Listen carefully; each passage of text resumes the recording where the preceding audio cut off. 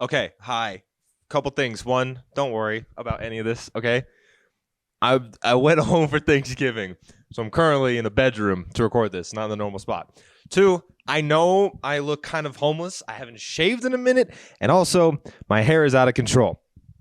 We're working on it. Three, y'all watch that game? I know y'all watched that game. Bro, I'm going to tell you guys right now. We could have lost that game. Obviously I would have been like bugged. That is the first time I texted Zach, co-host of the Mega Casuals podcast. If you guys haven't checked it out, check it out. I texted him. I said, this is the first time I have had fun watching the Steelers play football in as long as I can remember. Okay? Guys, we started off the game. I know it was 4th and 2. We should have gone for it. I don't know why we didn't. Mike Tomlin's going to be like, we don't live in our fears. But yeah, we won't go for that. But we started this game off with just like nonstop over the middle throws. So like, was it Canada? Also addressing the elephant in the room here. 400 and what did we finish with? 18 yards in the first. Guys, it was the first game without Matt Canada. Like I'll be honest. I didn't think it would happen in the first game. I thought it would take us a couple. It happened in the first game. Kenny he was throwing dots.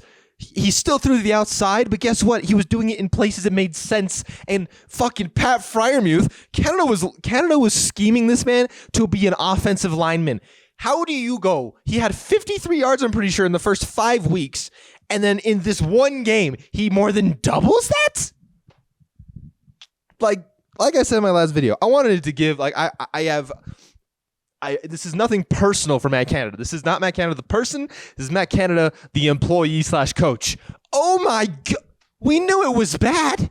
And like 16 points. I know people are going to be like, oh, they only put up 16 points. We fumbled in the red zone. We had a touchdown that should have been challenged. That got taken off the board. And even if we don't get a touchdown on the drive, we still get a field goal. So 19 points. But still, I will take that. Some more good. Najee, man, everyone's been piping up Jalen, which is very fair because Jalen's been unbelievable. But Najee had a hell of a game. Najee had over 100 yards rushing, and everything about the offense looks completely different. Like, I'm not kidding you. It just, everyone looks so comfortable, except for one person, which I'll talk about next.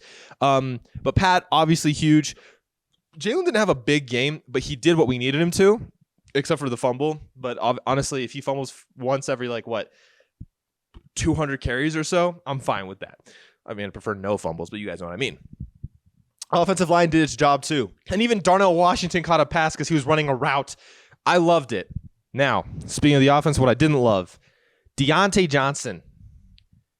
I know everyone's going to talk about the fumble and how he gave up on the play. What I'm gonna give Deontay the smallest possible benefit of the doubt on that play, and that is, and Charles Davis talked about this in the broadcast.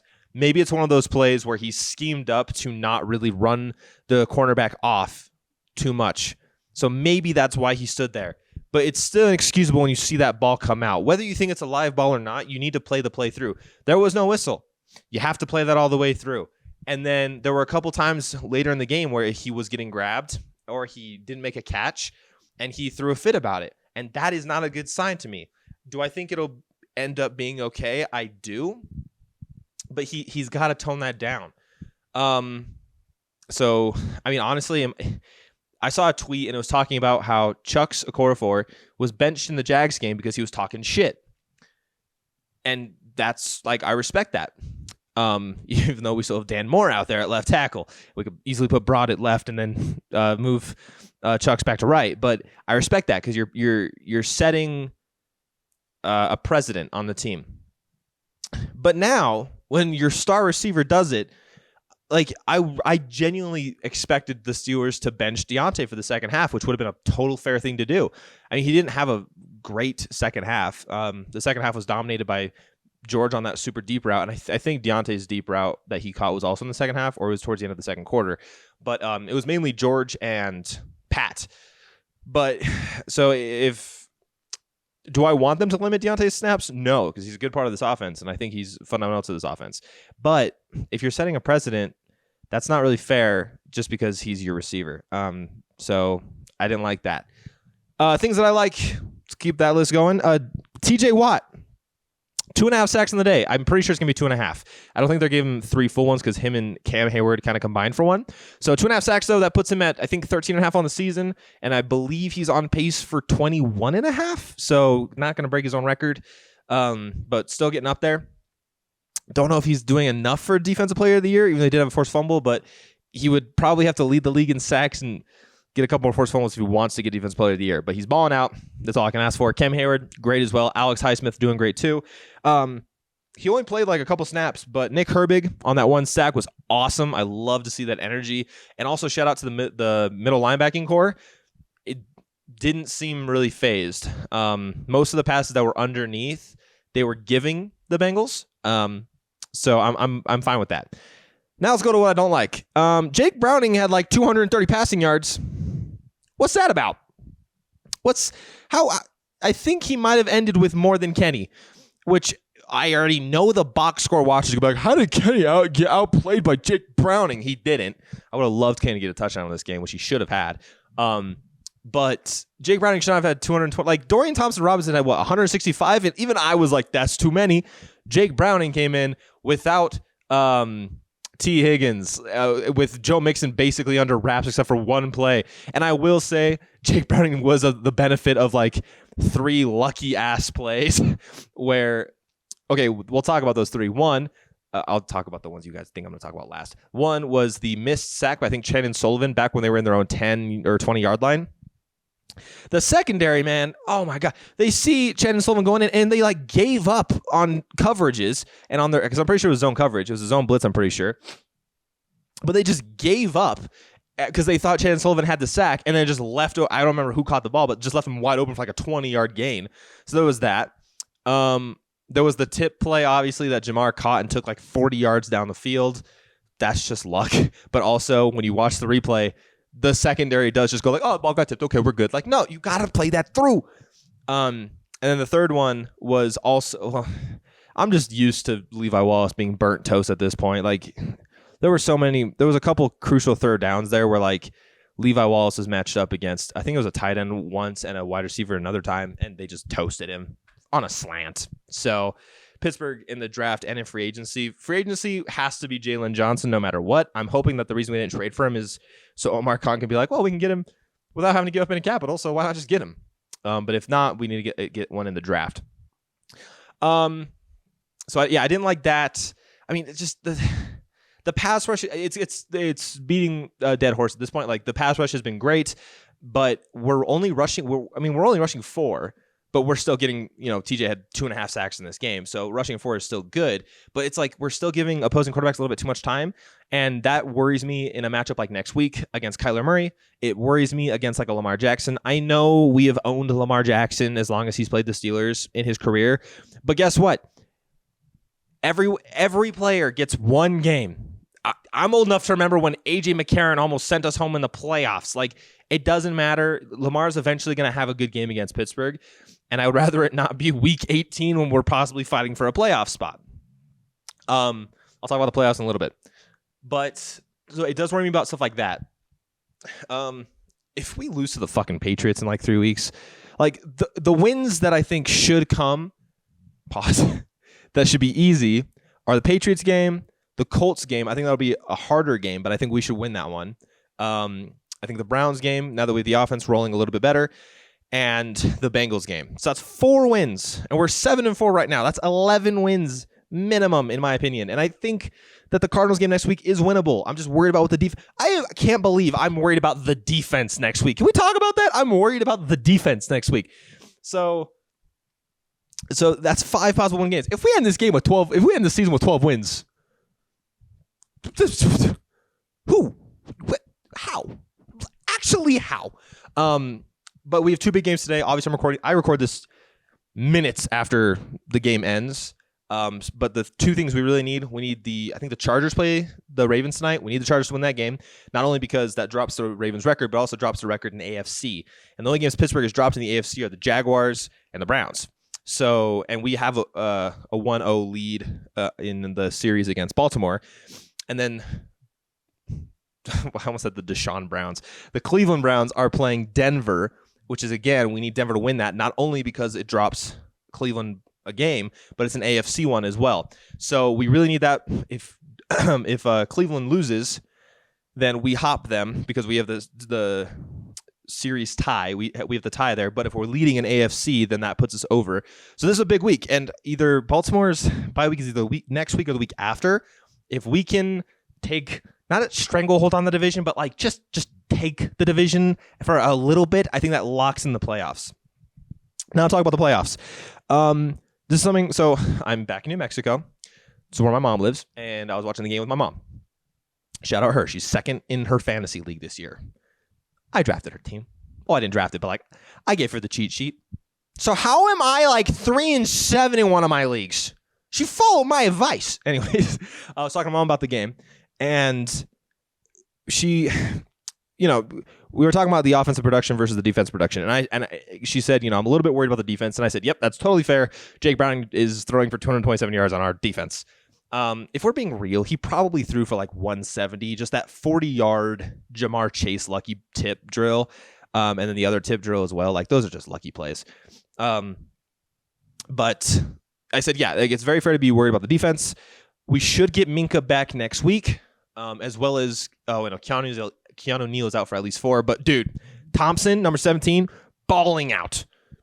Couldn't be happier with the way he's been filling in right now for Minka. And Casey's done a fine job. He's done okay. But I said, yeah, going back to the playoffs, I said, yeah, it's fair that you're worried about the defense, but here's where I stand.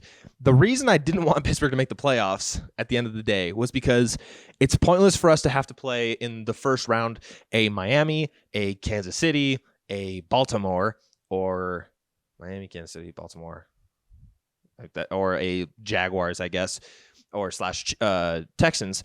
It's pointless for us to go into that game because all of those teams can put up points on us, and we cannot put points up on them. And it doesn't matter how good our offense or our defense is going to be, our offense won't be able to keep up with it under Matt Canada's system.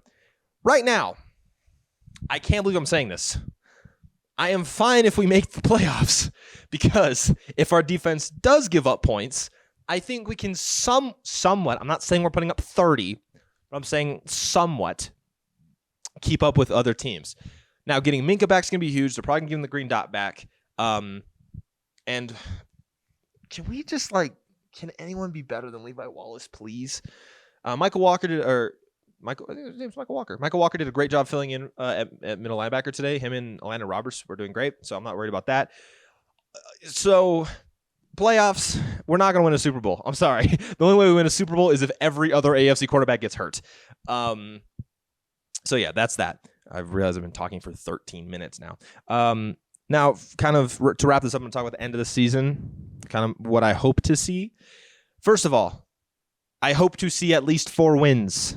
We are playing really bad offenses, and our defense will be getting healthier. That is something we really need, is to actually be able to stop bad offenses. We have not really been able to do that the last 2 weeks. I know they only put up 10 points this week and 13 points last week. It still feels like too many points for how bad these teams are. So that's 1. 2, I want to see Kenny finish the season with as many touchdowns as games played. That's not a high bar, by the way. He's at 6, and we've played 11 games. So that means for the remaining 6 games, the remaining 6 games, he has to throw 10 touchdowns. That's not even 2 every game. That would be 12. I would love to see that, just so there's some progression there. That's another thing I'd love to see. Yeah, man, and it's just not playing down to competition. That's what I'm worried about. We genuinely have one of the easiest schedules when you're just looking at it on paper for the rest of the season. The 2 biggest challenges, in my opinion, are going to be Baltimore and Seattle. Baltimore's going to be a shoo-in for the playoffs, and Seattle's fighting for a playoff spot. And that game is in Seattle, which is huge. But that's 2 games out of 7. That is 5 winnable games, and not just kind of winnable. The only one that's kind of winnable is the Colts game, but that's a game, again, their offense is not that great. They put up points today against the Buccaneers, but the Buccaneers also have a depleted, not very good defense, especially against the pass. So Michael Pittman popped off today, and as of recording this, Jonathan Taylor does not have that many yards. I said I was recording this because that he's Jonathan Taylor and anything can happen. So, but that's a game we should win because also their defense is not that good. So we should be able to outmatch them completely. Same with the Patriots. And that's what I really do like about the timing in which we fired Matt Canada. It would have been great if we fired him in the bye week because then we probably would have beat the Browns last week. But which would have put us at 8-3 right now and on top of the division and the 2 seed. No, the 1 tied for the 1 seed. But the thing that kind of I like about the timing of when we made this change is we're going up against a bad defense today. They are very, especially against the pass. Parker was telling me, shout out Parker. We're going against a really bad overall defense next week in the Cardinals. We're going against a tanking team the week after in the Patriots, and then the Bengals again. Bad pass defense. Colts, bad defense overall. They have an okay pass rush. But overall, pretty bad defense. And then Seattle has a pretty good defense. So, like, that's the nice thing is we get 2 real tests. Like, if let's say we win out up until that Seattle game, we're walking into Seattle with 12 wins. Could you imagine the thought of maybe getting 14 wins? Oh my God! But let's say we walk into Seattle with 12 wins.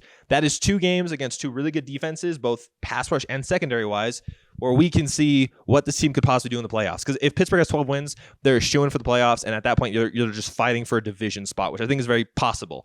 I do think that Ravens game, if Pittsburgh plays how they should over the next couple of weeks, I think that Ravens game will end up being for the division. But that's what should happen. I don't know what's gonna happen. I'm gonna go watch Mike Thomas press conference today, and then I'm also gonna watch Kenny's. I'm using my phone to record instead of my camera because I didn't bring my camera. I brought my microphone, but I was like, camera, that's too much. But I'm curious how many yards Kenny ended up with today. Please don't ruin anything. I just want to see. Kenny Pickett stats. He threw for 278 yards. His over-under was 198, by the way. He threw for 278 with a passer rating of 97.8 and 72% completion percentage. Guys, that is his highest completion percentage of the entire season. And also, it's his second highest passer rating. He had a really high passer rating against the Raiders. This is also his most, guys, in Kenny's first game without Matt Canada, he threw for the most yards all season. Before this, it was 235 against the Raiders. He threw for 278. He almost sniffed 300. You know the last time he had 300? It was when they got blown out by the Bills last season. This is awesome. This is awesome. I'm not going to lie. Every time we've won this season, you guys have seen me, I just look sad and hopeless and just like lost about this team. I'm smiling and I'm actually enjoying Steelers football. That's awesome. So shout out to the team. It should not be a big test next week playing the Cardinals, but with Kyler Murray back, it's going to be. So I'm excited for that. Other than that, I'm going to get this video edited. Oh, also shout out to all the support and love I got on the NFL script video I did for the Browns-Steelers game. That was awesome. I did not expect that to get... It had like 5 views for like the first 2 days. I hopped on a plane in New Mexico, got off the plane, and it had like 1.3 thousand. And I was like, let's go. So I'm probably going to make more of those. So keep an eye out. Also, if you're all new here, I do these every week. So anyways, other than that, I'm so happy. Usually I'm like, can I stop talking about the Steelers right now? Because it's depressing. I'm happy. Other than that, we all know how these videos end. So